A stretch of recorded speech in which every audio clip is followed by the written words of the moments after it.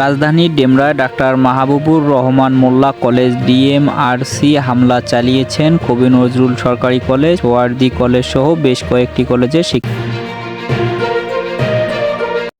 এ সময় কলেজটির ভবনে ব্যাপক ভাঙচুর চালিয়েছেন তারা। পরে দুই পক্ষ দফায় দফায় সংঘর্ষে জড়িয়ে পড়ার রণক্ষেত্রে পরিণত হয় এই এলাকা। আহত হন বেশ কয়েকজন। এ সময় কলেজটির বিভিন্ন সামগ্রী ও সরঞ্জাম নিয়ে যায় হামলাকারীরা। পরে ঘটনাস্থলে উপস্থিত হন পুলিশ সদস্যরা। এর মধ্যেই কবি নজরুল সহ অন্য কলেজের শিক্ষার্থীরা ঘটনাস্থল ত্যাগ করে। উপস্থিত পুলিশ সদস্যরা ডিএমআরসি শিক্ষার্থীদের বুঝিয়ে শান্ত করার চেষ্টা করেন। পুলিশ সদস্যরা হামলা ও ভাঙচুরের ঘটনায় জড়িতদের শাস্তির আশ্বাস দেন। এর আগে সকাল 10টা থেকে কবি নজরুল ও সোহরাওয়ার্দী কলেজের শিক্ষার্থীরা বাহাদুর শাহ পার্কের সামনে লাঠিসোঁটা নিয়ে জড়ো হতে থাকে। পরে বেলা 11:30টার দিকে বিক্ষোভ শিক্ষার্থীরা রায়সাহেব বাজারের দিকে অগ্রসর হয়। 7 কলেজের অন্যান্য শিক্ষার্থীদের সঙ্গে জড়ো হতে থাকে। দুই কলেজের পাশাপাশি ঢাকা ন্যাশনাল মেডিকেল ইনস্টিটিউট হাসপাতালের ভেতরেও ভাঙচুর ঘটনা ঘটেছে।